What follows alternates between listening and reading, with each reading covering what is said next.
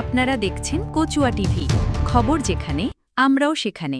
কচুয়ায় union যুবদলের কর্মীসভা অনুষ্ঠিত হয়েছে। আমি খবর পড়ছি শারমিন আক্তার। আপনারা দেখছেন কচুয়া টিভি। সোমবার ১৫ সেপ্টেম্বর বিকেলে রহিমানগর ডিগ্রি কলেজ মাঠে গোহর দক্ষিণ ইউনিয়ন জাতীয়তাবাদী যুবদলের উদ্যোগে কর্মীসভার আয়োজন করা হয়। কর্মীসভায় প্রধান অতিথি হিসেবে বক্তব্য রাখেন জাতীয়তাবাদী মহিলা দলের কেন্দ্রীয় কমিটির সহসভাপতি নাজমুন নাহার বেবি। এ সময় তিনি বলেন, বিএনপির ভারপ্রাপ্ত চেয়ারম্যান তারেক রহমান উপস্থাপিত রাষ্ট্র কাঠামো মেরামতের ৩১ দফা যুবদলের মাধ্যমেই কচুয়ার প্রতিটি ঘরে ঘরে পৌঁছে দেওয়ার জন্য আমরা কাজ করছি। আগামী জাতীয় সংসদ নির্বাচনে চাঁদপুর ১ কচুয়া আসনে বিএনপির প্রার্থীর পক্ষে বিপুল গণজোয়ার সৃষ্টি হয়েছে। ইনশাল্লাহ আমরা বিপুল ভোটে বিজয়ী হব।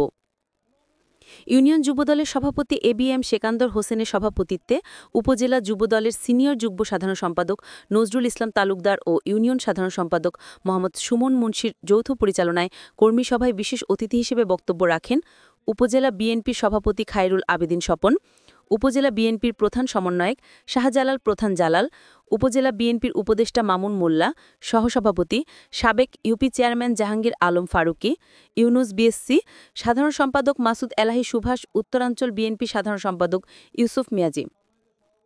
অন্যান্যের মধ্যে বক্তব্য রাখেন উপজেলা যুবদলের সভাপতি আব্দুস সালাম শান্ত, সাধারণ সম্পাদক হাবিব উন-নবী সুমন, উপজেলা কৃষক দলের সভাপতি মিজানুর রহমান, ইউনিয়ন বিএনপি সভাপতি শাহজাহান মজুমদার, উপজেলা ছাত্র দলের সভাপতি ইসমাইল প্রধান আবেগ, সাধারণ সম্পাদক সম্রাট রইসুদ্দিন চৌধুরী প্রমুখ।